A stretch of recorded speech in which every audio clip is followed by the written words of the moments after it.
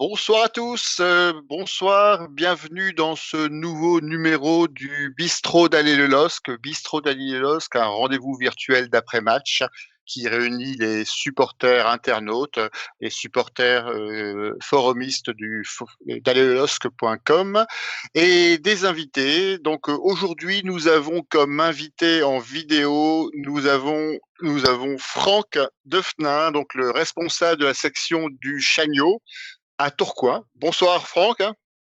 Bonsoir François. Bon, ça va bien? Le début de Ah, championnat se passe bien avec le Chagno? tout va bien comme d'habitude, on fait au mieux pour que tout le monde puisse aller voir les matchs à domicile et puis à l'extérieur au Chagnon. Ok, ben écoute, c'est une bonne chose. Alors aujourd'hui, on a deux intervenants audio qui vont nous accompagner pour évoquer l'actualité du LOSC. Alors on a un revenant. Il a gagné le concours de pronostic la semaine dernière. Il a brillamment remporté. C'est le Nostradamus d'aller le LOSC, donc il a gagné le droit de revenir. D'ailleurs, il avait envie de revenir. C'est Georges de la côte dunkerquoise, donc qui revient nous rejoindre, nous éclairer de ses commentaires aujourd'hui. Bonsoir Georges.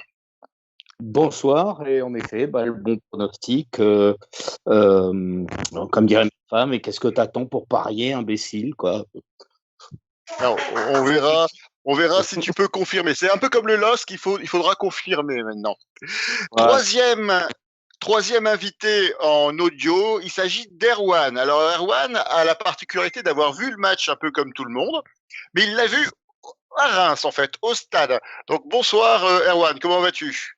Bonsoir François, ça va très bien et toi? C'est parfait. Alors tu as vu tu es en fait une espèce de baroudeur du LOSC, hein. Tu te déplaces souvent. L'année dernière, je crois que tu as fait une dizaine de déplacements. Tu as réussi à avoir des places pour Reims. Comment tu t'es débrouillé pour avoir des places, hein? Je voulais à tout prix être au match parce que le match enfin, Reims, c'est à 2 heures de route. J'avais essayé de prendre un code abonné à un abonné du Stade de Reims, mais j'ai pas réussi. Et samedi matin, en me connectant sur la billetterie du Stade de Reims, j'ai eu la bonne surprise de voir que les places en fait étaient en vente à tout le monde, au grand public. Du coup, j'ai acheté des places et j'ai vu le match en tribune rémoise. Il y avait beaucoup de supporters lillois qui ont fait comme toi? Pas beaucoup. Nous, on est parti, on était 8 personnes à partir de Lille. Après, en tribune, on était quoi? On était une vingtaine de personnes. Sachant il y avait la présence aussi VIP de François, du coup, le speaker, qui était là aussi. D'accord. Ben écoute, c'est une bonne chose parce que ce sera un témoignage intéressant. Franck, tu as vu le match au Chagno, j'imagine, dans ton café. Alors, Bien sûr. alors c'est cette première partie, en fait. Alors, j'ai oublié de présenter le sommaire, pardon. On va évoquer trois parties dans cette émission. Première partie, c'est notre rubrique qui devient maintenant traditionnelle. C'est la rubrique Qu'est-ce que c'est que ce match? Donc, qu'est-ce que c'est que ce match sur Reims-Lille? On va débriefer, on va voir les points forts, les points faibles, et on fera un tour de table rapide. Deuxième partie, on va parler de la trêve internationale là, qui va arriver, qui est en ce moment d'ailleurs, où on a plusieurs joueurs lillois. Il y a 11 joueurs lillois qui sont concernés par les sélections, que ce soit les sélections A, espoir, française ou étrangère. Et troisième partie, on reviendra sur le prochain match, c'est-à-dire Lille-Metz. Est-ce que c'est un match déjà capital pour le club? On parlait tout à l'heure de confirmer dans la durée. C'est la difficulté, effectivement, c'est le début de saison est plutôt positif au niveau du nombre de points. Enfin, on y verra tout de suite. Maintenant, Metz, c'est un match qui est capital parce que derrière arrivent des déplacements difficiles. Donc voilà donc les trois sujets sur lesquels on va débattre aujourd'hui. Alors, on va commencer donc par le qu'est-ce que c'est que ce match Reims-Lille. Franck, toi, au Chagno, comment tu as trouvé le match? J'ai trouvé qu'on était un petit peu mieux que lors du match face à Rennes parce qu'on sent on manque de compétition. J'ai trouvé aussi qu'on avait bien géré quand même le match, on avait bien tenu le ballon. J'ai trouvé une défense bien costaud, surtout dans l'axe. Après, devant, on sent qu'il manque de percussion, de temps de jeu. On voit avec Jonathan David, c'est qu'il est qu'à son deuxième match. Donc, je pense qu'il faut lui laisser un peu de temps et comme toute l'équipe, et je pense qu'on sera peut-être prêt pour le déplacement sur Marseille. Parce que même contre Metz, on sera encore un petit peu juste. Erwan, sur le terrain, tu as à peu près la même sensation? J'ai la même sensation, ouais, c'est que défensivement, on a été vraiment solide, hein, surtout le milieu, mention spéciale à CK, parce qu'il fait pas une saison exceptionnelle l'année dernière. Là, j'ai trouvé, ça a été le patron.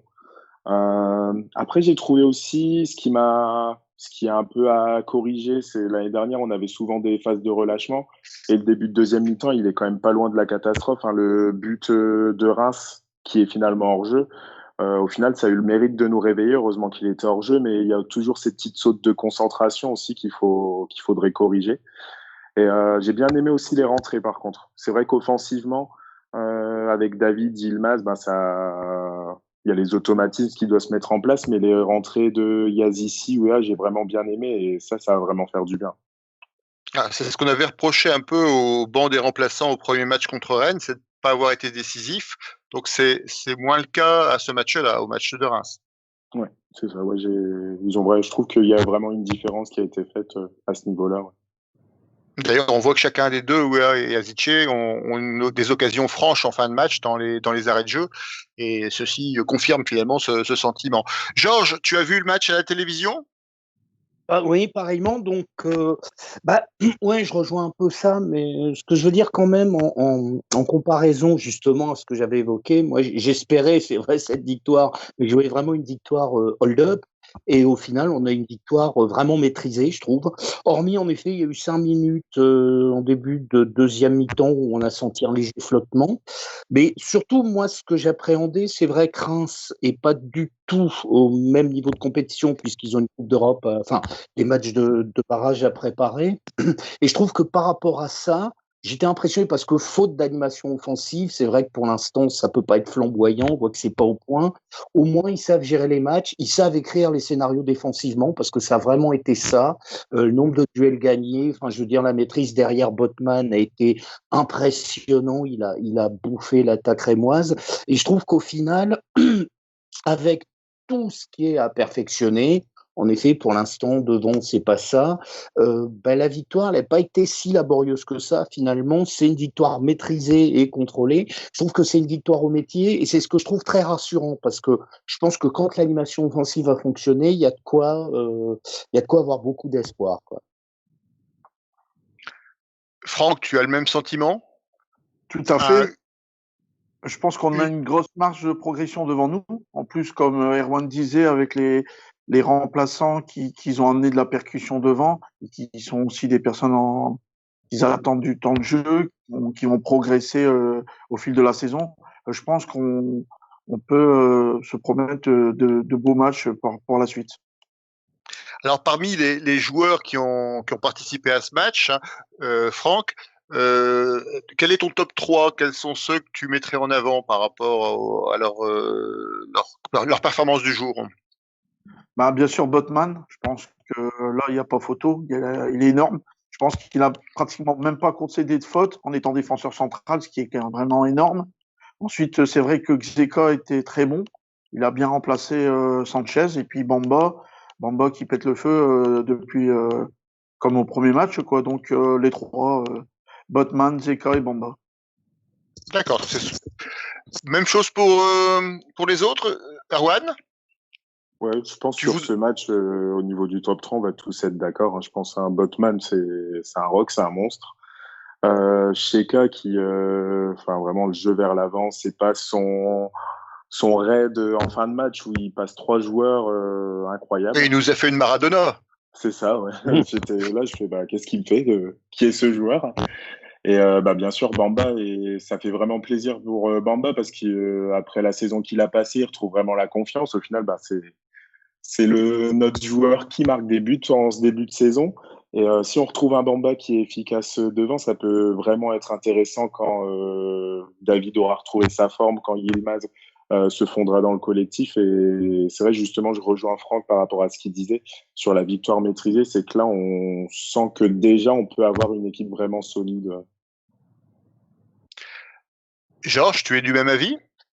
Alors, à peu près, je vais quand même nuancer. C'est vrai que je cherche toujours le top 3 original. Là, je pense qu'il y a deux joueurs vraiment qui vraiment sont sortis du lot pour moi. C'est Botman qui a été vraiment impressionnant, quoi. Il a gagné tous ses duels. Et Xheka, parce que Xheka, en plus, je trouve que c'est un clin d'œil fabuleux. En début de saison, vous le voyez encore parti. Enfin, c'est l'éternel retour. Xheka, on n'en voulait pas sous Bielsa, il est revenu.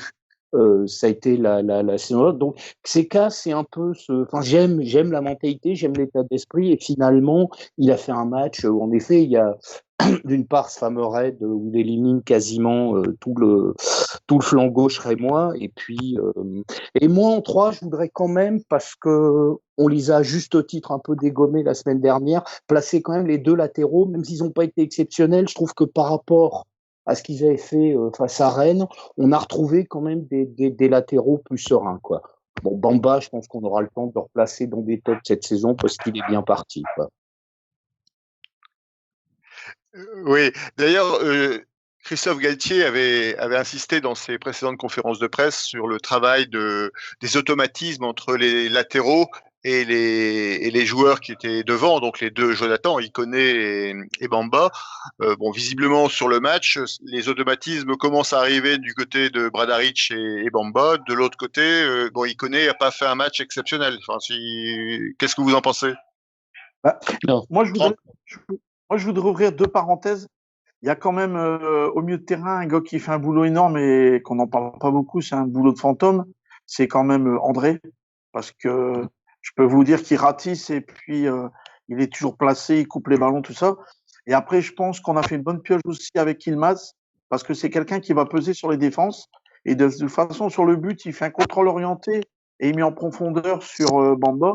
Donc, je pense que c'est quelqu'un qui va nous apporter beaucoup sur les gros matchs et qui va peser sur les défenses, qui va créer des fautes et qui va libérer les espaces pour Bamba, Ikoné et après Jonathan David. Je voulais y revenir parce qu'effectivement, il fait une passe décisive sur le but de Jonathan Bamba. Il provoque une situation litigieuse qui aurait pu amener un penalty juste avant. Il a l'air effectivement de commencer à s'imposer, en tout cas, d'avoir un rôle majeur dans l'animation offensive, même si celle-ci est encore un petit peu délicate. Voilà. Moi, je pense qu'il va apporter son métier. Ça va nous faire vraiment du bien en attaque. D'accord. D'ailleurs, pour confirmer un peu le ressentiment de tout le monde, dans l'équipe type de l'équipe, alors on aime ou on n'aime pas, mais on voit apparaître deux Lillois, on voit forcément Botman et Bamba qui récolte le bénéfice effectivement de son but notamment et de ses performances. Erwan, au stade de l'Aune, donc quelle était l'ambiance dans le stade? Je sais pas si on peut parler d'ambiance parce qu'il n'y en avait pas. Sachant que c'est déjà un début de réponse. Hein. C'est ça. Le groupe des supporters, les ultrêmes, boycottent du coup tant que la situation sanitaire n'est pas résolue. Mais sinon, non, il y a eu deux chants aller les rouges. Après, les Rémois ont passé plus de temps à siffler les joueurs à siffler les joueurs lillois qu'à encourager les leurs. D'ailleurs, très drôle parce que Bamba, juste avant de marquer, il se fait siffler par tout le stade. Donc, voilà. Mais revenir là-dessus, les sifflets de Bamba, qui étaient d'ailleurs trouvés un peu grotesques parce que ils l'ont sifflé suite à un moment, il s'est retrouvé à terre sur une phase de jeu où il y a une bonne faute sur lui, pas parler de grosse faute, mais je pense qu'il n'y a aucun cinéma de sa part. Et ouais, je pense que la façon de les faire taire, ça a été magistral, quoi. Donc j'espère que il saura réagir comme ça à chaque fois, quoi. Et auquel cas, j'appelle tous les publics de France à le siffler, quoi, parce que il sait rebondir merveilleusement. Le but est superbe et voilà, quoi. Mais c'est vrai que j'ai pas compris les sifflets dans le sens où j'ai pas vu chez Bamba le moindre vice sur la faute. Il y a quand même un geste qui pour moi était pas loin de mériter un petit carton quand même. Je pense pas que ce soit du cinéma quand il se roule à terre, il n'y a pas de raison d'être. Et c'est vrai que moi ces sifflets m'ont un peu surpris. Alors, rassure-moi, siffler Bamba pour qu'il marque des buts, ça marche pas non plus à domicile. Évidemment. Hein, non. Non, on a vu la semaine dernière, il n'y a pas besoin à Lille. Bon, Est-ce que vous avez des choses à noter sur ce match? Alors, on parlait tout à l'heure du coaching de Galtier et de l'entrée de Weah et Yazice. Ce sont deux joueurs qui reviennent de blessures, qui donc craignaient un peu la reprise. Et d'ailleurs, la reprise a été un peu anticipée par rapport à Weah, où on s'attendait à l'essayer dans des matchs amicaux pendant la trêve internationale, et on s'aperçoit qu'il est rentré dès le match contre Reims. Comment vous avez trouvé ces entrées, ces remplacements, Franck? Avec beaucoup de percussions. Et je pense que de toute façon, c'est deux joueurs qui ont tout approuvé parce que bon, malheureusement, Weah a été blessé l'année dernière. Et Yazidji, ça a été quand même une grosse interrogation sur ses talents et sur son potentiel. Donc je pense que cette année, ils vont devoir prouver pourquoi on les a recrutés. Et on attend beaucoup de choses de leur part. Erwan? J'ai bien aimé ses entrées, en tout cas. Justement, le changement tactique, justement, avec la mise en place de Yazici au cœur du jeu, là où contre Rennes, il a plutôt fait rentrer à droite. On voit qu'Yazici, c'est son poste. À droite, c'est moyen, mais au cœur du jeu, ça peut vraiment donner quelque chose d'intéressant avec l'occasion justement qui se crée. Et quant à Weah, justement, c'est la petite peur. On a tous eu peur que sur un sprint, il se reclaque comme contre Marseille.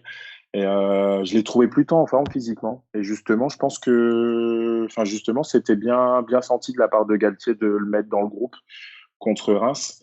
Et justement, Weah, c'est comme une recrue au final parce qu'il peut jouer à gauche, il peut jouer dans l'axe, il peut jouer en numéro 9.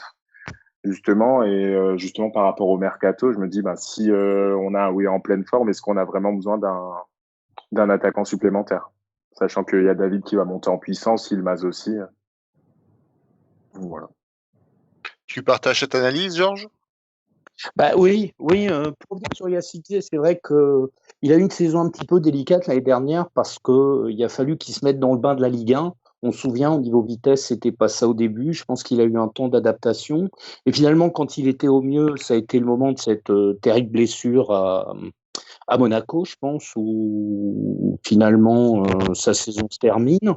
Et là, c'est vrai que sa première rentrée n'était pas super convaincante. Hier, il a eu beaucoup plus de présence, il a amené énormément, au même titre que Weah. Pour preuve, je veux dire, les 5-6 dernières minutes, c'est quand même un festival d'action offensive. Les filles de bouche diront occasion ratée, mais il y a quand même 3-4 occasions nettes sur quasiment le temps des arrêts de jeu. Et on peut dire que les deux sont totalement impliqués sur quasiment toutes les actions, quoi. Donc, ils ont vraiment animé, ils ont vraiment amené un plus. Pour le coup, ça a été du coaching très, très efficace. D'accord. Alors, on a parlé tout à l'heure de la solidité lilloise avec finalement une animation offensive un peu délicate. On a rencontré une équipe de Reims qui, normalement, dans sa préparation physique, était censée être prête parce qu'effectivement, elle doit jouer prochainement des barrages en Europa League. Qu'est-ce qui a fait la différence par rapport au match de Rennes? Est-ce que c'est l'entrée de nouvel international français ou c'est un problème de talent? Est-ce que vous avez repéré des joueurs à Reims qui ont fait leur match, qui ont été dangereux? Franck? Non, moi franchement, j'ai été déçu de Reims parce que je m'attendais vraiment à une confrontation plus costaud, en sachant qu'ils doivent jouer des tours préliminaires, donc ils étaient censés être plus près que nous, surtout physiquement. Et on a su vraiment cadrer cette équipe, prendre le ballon, résister défensivement. Donc vraiment déçu de Reims. Et franchement, je suis inquiet pour eux parce que s'ils doivent jouer l'Europa League plus le championnat, ça risque d'être compliqué pour eux. Et ils ont eu un recrutement qui est relativement discret. Ils sont restés un peu, ils n'ont pas eu énormément de départs, sauf erreur de ma part. Donc ils ont un groupe qui restait constant. Mais c'est vrai qu'on n'a pas eu l'impression de fulgurance en fait dans ce groupe, alors que l'année dernière ils étaient très accrocheurs, ils allaient très en avant. Ils ont fait un bon premier match contre Monaco. Ils ont mis 2 buts assez rapidement à Monaco, même si après ils se sont fait remonter. Et c'est vrai que, moi personnellement, je m'attendais à un match beaucoup plus difficile que ce qu'on a vu. Donc, Georges, tu penses la même chose? Tu as un autre avis? Non, moi je pense qu'ils ont été totalement asphyxiés parce que le schéma mis en place a été le bon, je pense. Et puis derrière, ça s'est sublimé, quoi. pour les beaux attaquants rémois qu'on a une charnière Botman-Fonté, parce que même Fonté a été très bon. Enfin, je veux dire, dans la bataille du milieu, ils ont été bouffés. Et même, je veux dire, même derrière, même si l'animation lilloise, c'est pas ça, on les a sentis quand même souffrir, notamment en fin de match, quoi, où ça s'est frité complètement. Mais il y avait énormément de pertes de balles. Je trouve que collectivement, ils n'y étaient pas. Alors, est-ce que c'est dû vraiment à une force tactique lilloise ou est-ce que Reims est faible? Je pense qu'on le verra par la suite, mais c'est vrai que le premier match face à Monaco peut laisser augurer quand même qu'on n'a pas battu le perdreau de l'année, quoi. Ça reste, je pense, quand même une équipe qui risque de finir encore une fois dans le milieu de tableau. Mais ouais, je pense. D'accord. Et au stade, Erwan, tu as le même sentiment? Qu'as-tu pensé de cette équipe de Reims, hein? Comme vous, déçu, assez surpris par le niveau qu'ils ont affiché, surtout que justement une semaine avant, ils font un super match à Monaco. Après, je les ai au niveau de leur défense centrale, quand autant les latéraux, c'est pas bon du tout. Mais la paire Abdelhamid et Faes, elle a vraiment été bien en place, elle a été impressionnante. Surtout Faes, justement, qui remplace bien Disasi, il a bien fait le boulot. Après, pour tout ce qui est animation offensive, en même temps, on a tellement été énorme défensivement entre nos défenseurs et le milieu de terrain que ça peut aussi expliquer le fait que Reims ait été si timoré du coup. Ok, je crois qu'on a fait le tour de ce match Reims-Lille. On peut passer donc à la deuxième partie, donc qui concerne la trêve internationale, avec notamment 11 joueurs lillois sélectionnés dans les différentes équipes françaises et étrangères. Alors, on les cite peut-être. Alors, est-ce que vous savez les retrouver? Alors, on a un spécialiste avec nous. On a le Chagnot qui est à la fois supporter du LOSC et de l'équipe de France de football. Allez, je te laisse commencer. On va voir si on va tous les retrouver. Franck. Alors, on a les trois Turcs, bien sûr. Il y a Zidji, sûr. Jelic et Yilmaz. Après, on a Macmillan. Ouais. Bamba. Non, excuse-moi. Iconé.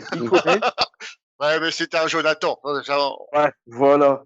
Jonathan Iconé. Après, on a Botman qui est parti avec les espoirs hollandais. On a les deux Portugais qui sont partis aussi avec la sélection. Qu'est-ce qu'il nous reste encore? On doit avoir une personne qui doit être partie aussi dans les espoirs, il me semble. Soumaré. Tout à fait, c'est Soumaré. Et ensuite, peut-être Bradaric avec la Croatie, peut-être, les espoirs aussi, non? Absolument. Je l'ai pas dans ma liste. Je sais pas s'il est concerné, mais t'as peut-être raison. J'ai un doute. Je sais pas. Moi, j'avais deux autres joueurs. Donc, on l'a dit Soumaré avec les espoirs. On a, avec les espoirs portugais, on a Thiago Diallo qui est également sélectionné. Et on a Liadji qui est sélectionné avec les U20 pour un match amical. Voilà. Alors, je pense que c'est remarquable. De tête, on voit que Franck est un spécialiste des équipes des sélections nationales. Il a un quasi sans faute. Georges, que penses-tu de cette trêve internationale qui arrive au bout de 2 journées de championnat? Est-ce que c'est pas trop tôt par rapport aux automatismes? Comment un club comme Lille, qui est quand même très nettement concerné par ça, peut gérer ce type d'événement? D'abord, c'est vrai que par rapport au grand tohu-bohu du confinement, j'imagine que les calendriers étaient un petit peu compliqués à faire, mais c'est vrai qu'elle arrive, c'est-à-dire qu'elle arrive en temps normal dans une saison ordinaire, puisque c'est toujours au moment de l'automne, et là, forcément, ça rend les choses un petit peu plus compliquées. J'ai envie de dire que on a tellement vécu avec un club où pendant des années on voyait personne partir, que d'abord on peut se féliciter quand même d'être une équipe où il y a tant d'internationaux. Ça veut quand même dire que ça donne un certain niveau de cette équipe. Après, c'est vrai que on parlait justement du cap de progression nécessaire, notamment dans l'animation offensive. On sait que ça va être, à mon avis, un frein. Donc c'est sûr que c'est pas une période enchanteresse, mais je pense qu'en même temps, Les derniers temps, j'ai pas les stats, j'ai pas souvenir des résultats après trêve, mais il me semble que les Lillois s'en sortent pas mal en général après leur tour. Après, l'autre appréhension que j'ai un petit peu concerne justement le Covid, quoi, parce que c'est des gens qui vont se déplacer aux quatre coins de l'Europe. Faut espérer qu'ils seront plus prudents que les Argentins du PSG, quoi. Erwan, hein, tu penses quoi de cette sélection notamment, on va parler maintenant de l'équipe de France A qui est la plus connue. Maignan, il connaît. Maignan, c'est pas une surprise. Il connaît, c'est peut-être un peu une surprise, non? Ouais, il connaît, c'est enfin une demi-surprise. Quand il a été sélectionné en équipe de France, il a toujours montré des choses intéressantes. Après, justement, il connaît. C'est là où j'en attends beaucoup de lui, c'est que justement, là, au début de saison dernière, on le voyait, il était peu en vue en match contre nous, mais une fois en équipe de France, il dépotait. Et il y a un moment, il va falloir aussi qu'il se motive en club aussi, parce que et c'est là aussi, je suis content qu'il y ait là un peu un banc assez fourni avec de la concurrence. Euh, Parce que faut qu'il soit plus décisif. C'est le joueur offensif le plus talentueux de l'effectif. Et pour le moment, sur ce début de saison, après ce n'est que le début de saison, c'est pas encore ça pour moi. Alors, Franck, justement, la sélection de Maignan et Iconé, ça veut dire quoi? Ça veut dire que Didier Deschamps, il privilégie le groupe. Il fait parce qu'on peut plus parler d'essai maintenant. Bon, Maignan, il a sa place de titulaire de troisième gardien quasiment acquise. Iconé, c'est moi-même qui disais ça la semaine dernière à l'émission, c'est que pour qu'il soit titulaire en équipe de France, il faudrait qu'il y ait une épidémie de Covid. Alors ça tombe bien, il y a une épidémie de Covid, mais qu'est-ce que tu penses toi de cette sélection d'Iconé? Moi, je pense que Didier Deschamps est dans la continuité. Il a fait rentrer en équipe de France avant le Covid. Ça s'est très bien passé parce qu'on se souvient, il était rentré en jeu, il avait marqué. Et c'est aussi je pense que c'est plus qu'une récompense, c'est dans la continuité aussi de sa carrière parce qu'il progresse d'année en année. Je pense que l'année prochaine, ce sera peut-être même cette année encore difficile de le garder. Et il peut amener beaucoup de percussions. En plus, pour nous, c'est un plus pour le club et pour l'équipe parce que il va engranger du métier en jouant en équipe de France et face à des sélections. Maintenant, moi, sur tous ces joueurs qui partent en sélection, j'ai un plus et un moins. Le moins, c'est que avec le Covid, ça peut faire peur. Espérons qu'on perd personne. Et le plus, c'est que les joueurs vont avoir du temps de jeu, comme je te disais tout à l'heure, qu'ils ont besoin. Donc, ce sera un plus pour les matchs qui vont arriver en championnat. Ils pourront nous apporter quelque chose. Moi, ce qui m'inquiète un peu dans cette situation, et notamment de cette précocité finalement de la sélection, je reviens sur une citation de Christophe Galtier la semaine dernière où il voulait travailler l'animation, le lien entre les joueurs. Et c'est vrai que se voir amputé finalement de la moitié de son effectif pendant une dizaine de jours à ce moment-ci de la saison, moi, ça me fait craindre un peu de accentuer un peu le retard qu'on va avoir sur les prochains matchs. Donc c'est vrai que les rendez-vous de Metz et de Marseille, ils vont arriver très vite derrière. Et je crains un peu qu'on ait du mal finalement à faire travailler l'animation offensive avec 10 joueurs à Luchin. Ouais, ouais, mais malheureusement, on veut être un grand club et ça, par la suite, si on veut être un grand club, on va devoir à chaque fois avoir ce problème-là. Donc, on va devoir travailler autrement. Je veux dire, Marseille, Paris, tous les grands clubs, que ce soit à Barcelone ou à Madrid, à chaque fois qu'il y a des rendez-vous comme ça, ils sont amputés de un certain nombre de joueurs. Donc, ce sera à Christophe Galtier de trouver une solution et de travailler autrement. Ça, on n'a pas le choix. Si on veut progresser et devenir un grand club, à chaque fois, on va avoir une dizaine de joueurs qui vont partir. Ok. Alors, je regardais les matchs des différentes sélections concernées par les Lillois. Il y a des destinations qui sont tout à fait classiques pour des championnats d'Europe. Je crois que c'est la Ligue des Nations, c'est ça qui est en jeu ce week-end. Donc, la France va en Suède et en Croatie. Ils vont croiser les Portugais qui vont en Croatie et en Suède. Donc là, c'est tout à fait classique. Les Turcs vont en Hongrie et en Serbie. Alors, les jeunes ont des destinations beaucoup plus exotiques. On a les espoirs français qui vont en Géorgie et en Azerbaïdjan. Les les espoirs portugais qui vont en Biélorussie et à Chypre, et les espoirs les Pays-Bas vont en Biélorussie et en Norvège.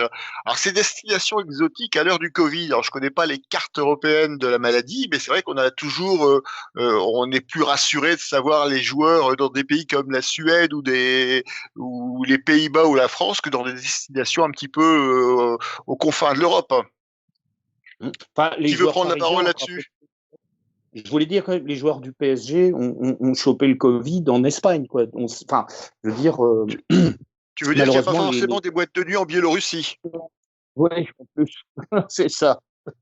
Non, mais je veux dire, malheureusement, l'Angleterre, il y en a un peu partout. Je suis pas sûr. D'ailleurs, je suis pas certain. Je pense que la Chypre, si c'est comme la Grèce, c'est assez peu impacté. C'est pas forcément les destinations les plus exotiques, je pense, qui sont les plus à même de poser problème, quoi.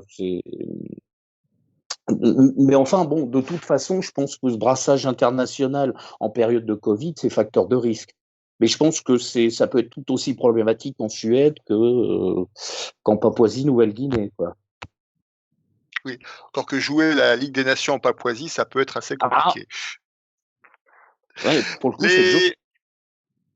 Alors, en plus, bon, la plupart de nos sélectionnés devraient être, mis à part Maignan, mais bon, Iconé a des chances de participer à au moins un des deux matchs, j'imagine, au moins en tant que remplaçant.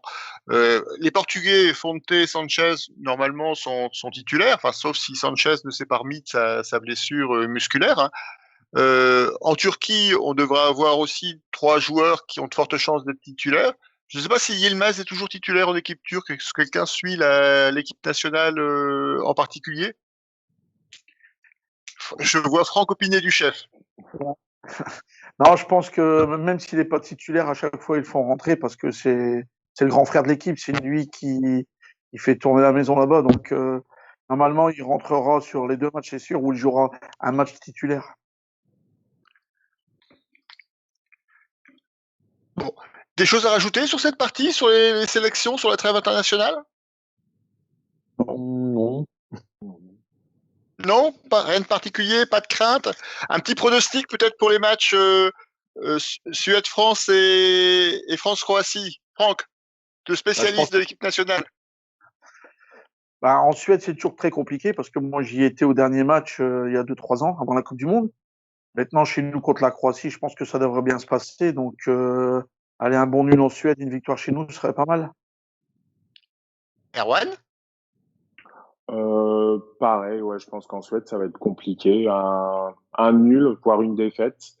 Et contre la Croatie à la maison, ça, on devrait dérouler. Avec un petit but d'Iconé qui rentre en jeu à la 75e. Ah, tu prends des risques, hein. Tu prends des risques. Georges, ton avis? Ouais, pas évident des matchs comme ça, parce que bon, ça détermine le champion d'Europe des matchs amicaux. Donc,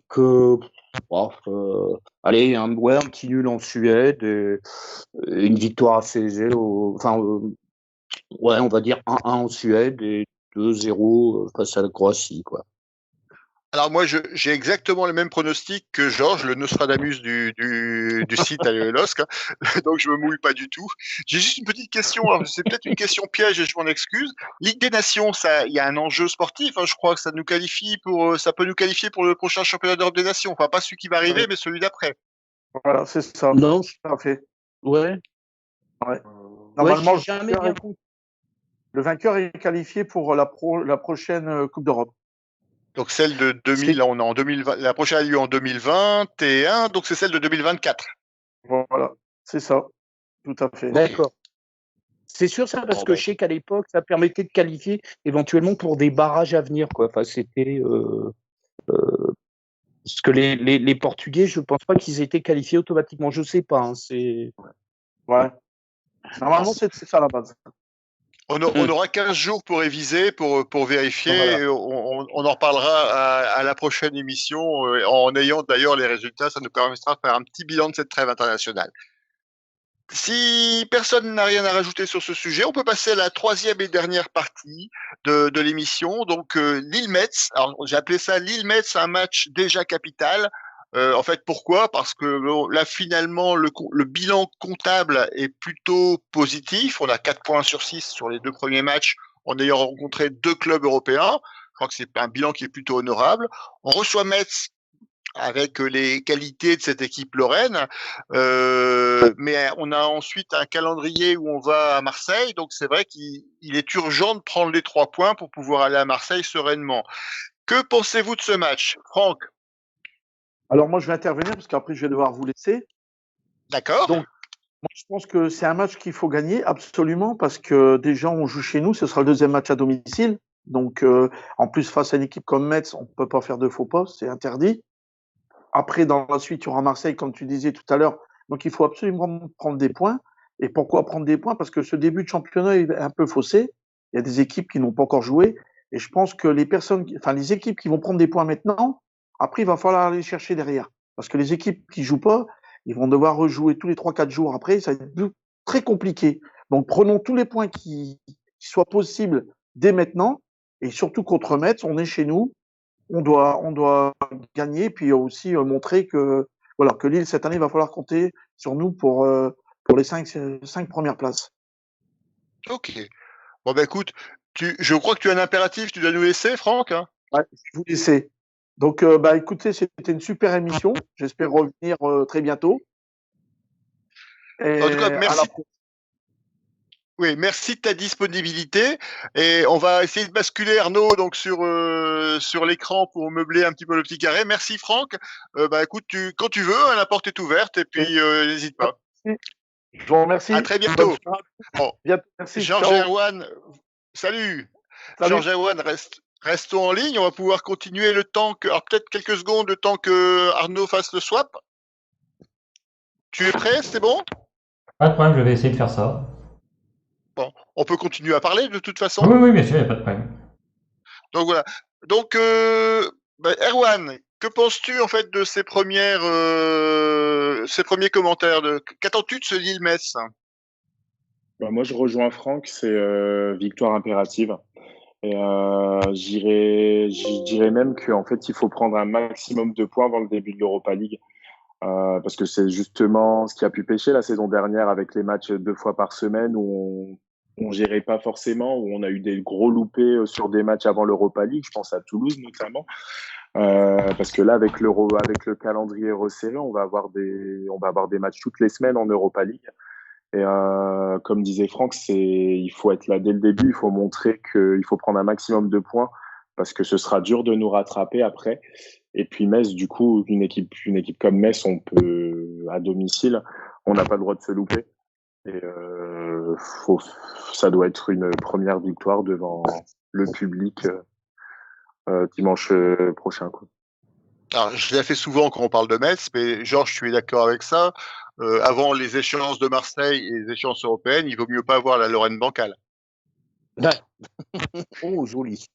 Ouais, non, surtout pas, surtout Metz. Enfin, je pense que fait partie des 4-5 équipes, je pense, qui vont laborieusement lutter pour assurer le maintien. Enfin, c'est ce que je pense. Et on risque de se retrouver face à un bloc bas. Moi, je crois que la solution, n'est-ce pas, c'est de marquer assez vite, que ça peut devenir des matchs qui deviennent assez compliqués si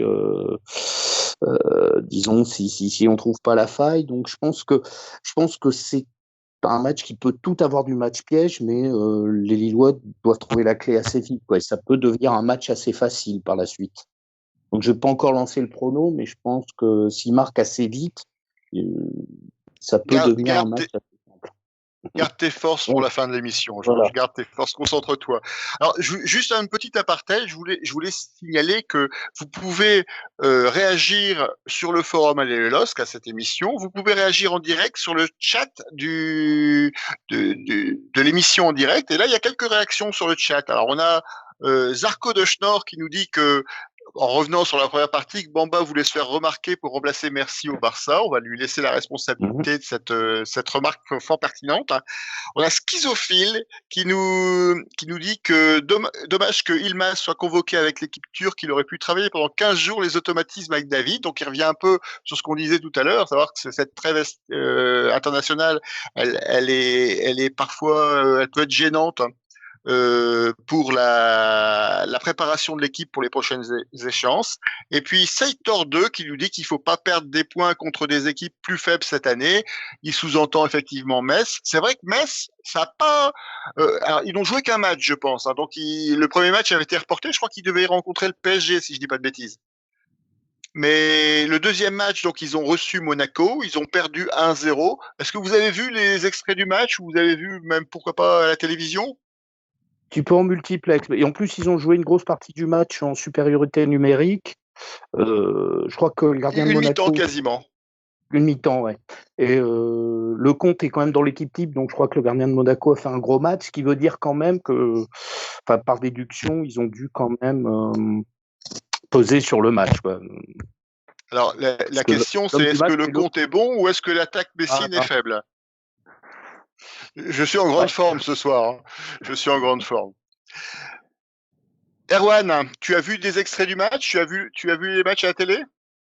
J'ai rien vu du match, vu que j'étais à Reims du coup. J'ai juste vu le but, c'est tout. Bon, alors, en fait, les statistiques, elles sont très étonnantes hein, sur ce match Metz contre l'AS Monaco. Il y a eu 14 tirs messins contre 3 monégasques. Alors, je rappelle que le résultat, c'est 1-0 pour Monaco. Hein. Il y a eu 4 tirs cadrés pour Metz contre 2 à Monaco. Donc, Monaco a été extrêmement efficace. La possession de balle est à l'avantage de Metz avec 55%. Il y a eu 10 corners pour Metz contre 1 pour Monaco. Il y a eu 4 hors-jeu pour Monaco, 0 pour Metz. 14 fautes et 20 fautes. Donc, on s'aperçoit que les statistiques, finalement, ont l'air de démontrer que le match était plutôt équilibré, avec voire même un avantage certain pour Metz. Donc on s'aperçoit vraiment qu'on parlait du gardien de but de Monaco qui a fait des exploits, mais que quand on va voir sur les forums messins, on parlait de difficultés d'animation offensive à Lille, mais à Metz c'est une catastrophe. Quoi. Les attaquants ont été très très pauvres sur le match de Monaco.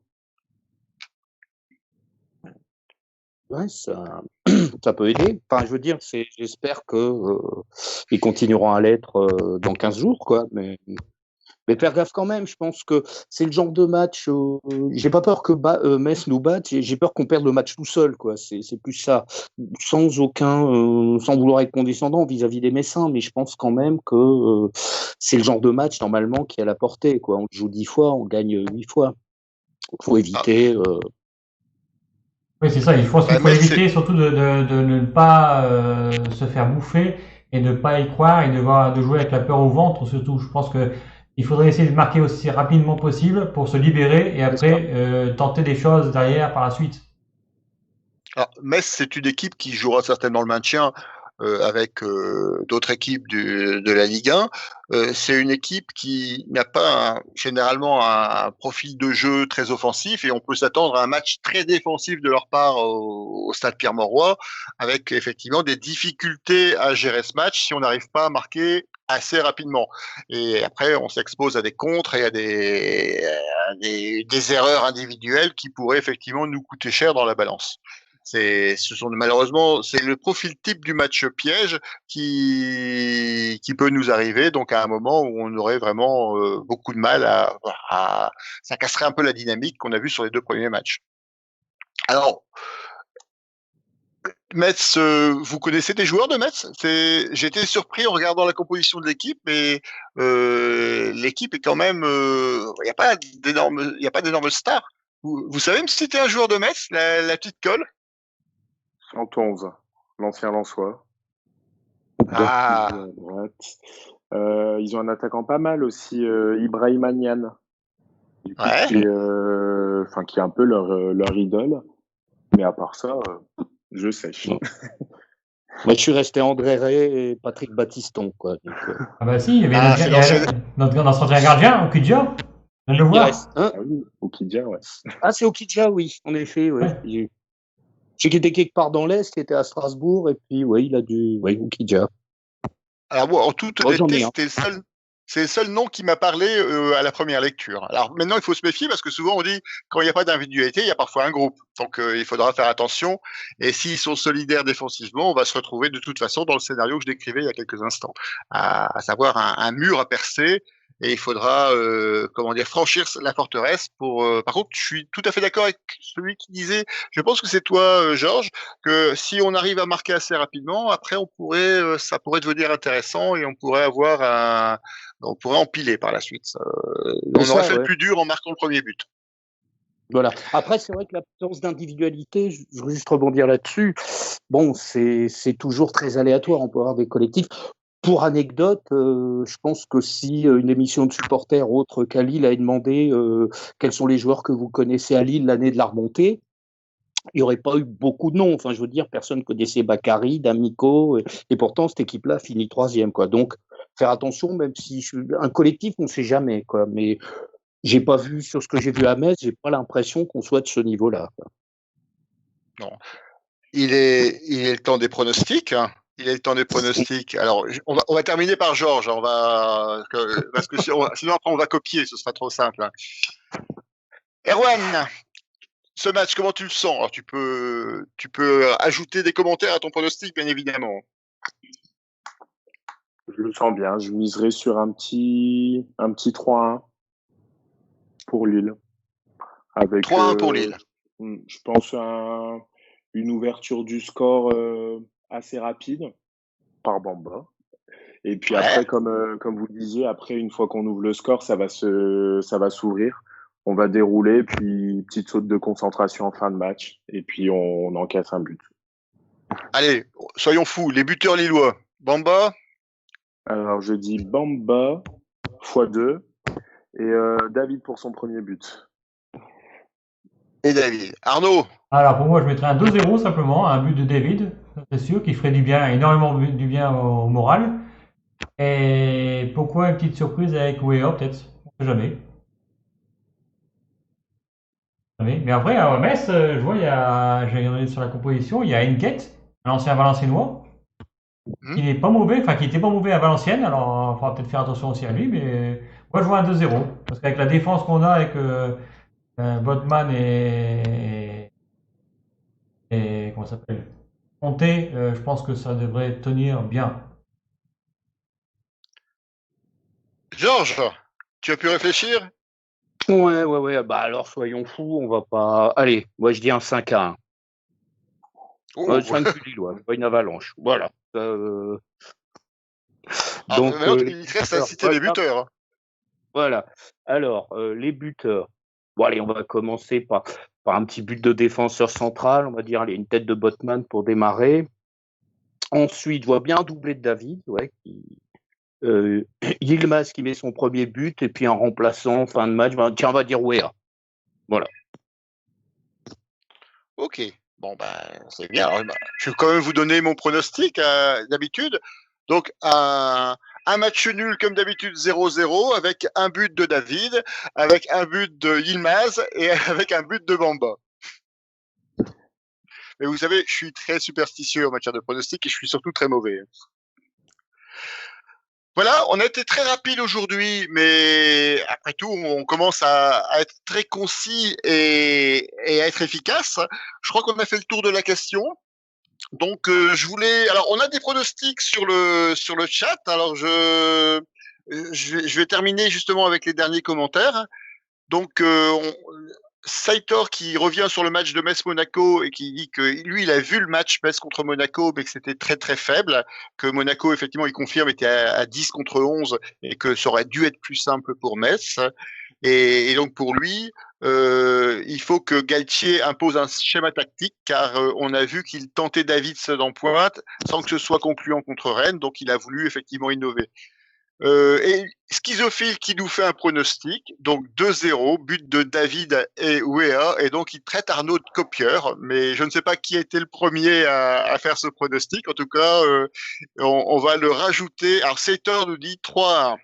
Voilà, donc vous voyez, ça commence à s'animer sur le chat d'aller le LOSC, c'est très sympathique. Donc je voulais vous remercier Erwan et Georges pour cette participation. Je remercie Arnaud bien sûr à la technique, hein, j'ai oublié de le présenter au début de l'émission, c'est lui qui s'occupe de tout et qui gère tout. Un grand merci donc à Franck qui nous a accompagnés pendant 80% de l'émission et merci pour sa disponibilité. Pas d'émission la semaine prochaine, on se cale à l'actu du LOSC, et c'est vrai que l'actu du LOSC, pas de match, pas d'émission. On se retrouvera dans 15 jours après le match contre Metz pour débriefer le match de Metz et préparer le déplacement au stade Vélodrome. Je voulais remercier tous les internautes qui ont écouté donc l'émission en direct, tous ceux qui vont l'écouter en replay sur le lien qu'on leur donnera sur les réseaux sociaux, Facebook, sur le site Allez le LOSC. Et merci pour cette participation active aussi sur le chat. On est très ravis de cet accompagnement. On vous souhaite à tous une bonne soirée et à très bientôt. Merci. Bonne soirée. Au revoir. Bonne soirée. Salut Franck. Salut Arnaud.